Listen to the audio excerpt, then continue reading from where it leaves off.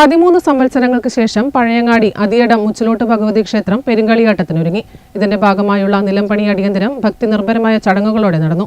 നിരവധി പേർ പങ്കെടുത്തു. 13 സംവത്സരങ്ങൾക്ക് ശേഷമാണ് പഴയങ്ങാടി അതിയടം മുച്ചിലോട്ട് ഭഗവതി ക്ഷേത്രത്തിൽ പെരുങ്കളിയാട്ടം നടക്കുന്നത്. 2026 ജനുവരി 30 മുതൽ ഫെബ്രുവരി 2 വരെയാണ് പെരുങ്കളിയാട്ടം. ഇതിനു മുന്നോടിയായി നിലംപണി അടിയന്തരം ചടങ്ങ് നടന്നു.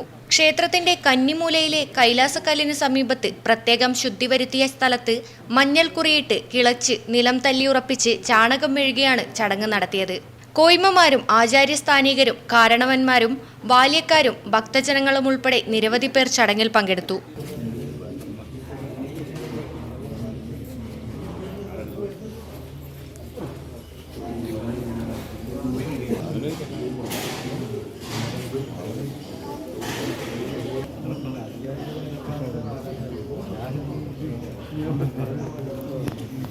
നമ്മുടെ കളിയാട്ടം ഏൽപ്പിക്കൽ എന്ന പ്രധാന ചടങ്ങിന് ശേഷം നടക്കുന്ന ഇന്നത്തെ നിലംപണി അടിയന്തരം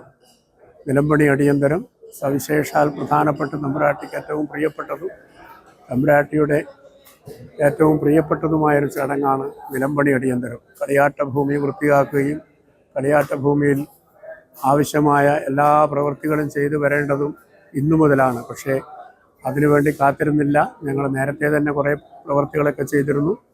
പെരുങ്കളിയാട്ടത്തിന്റെ ഭാഗമായുള്ള അന്നദാനത്തിനു വേണ്ടി വട്ടയടുപ്പുകളുടെയും നാലിലപ്പന്തലിന്റെയും നിർമ്മാണം ആരംഭിച്ചിട്ടുണ്ട്. News bureau, Pazhayangadi.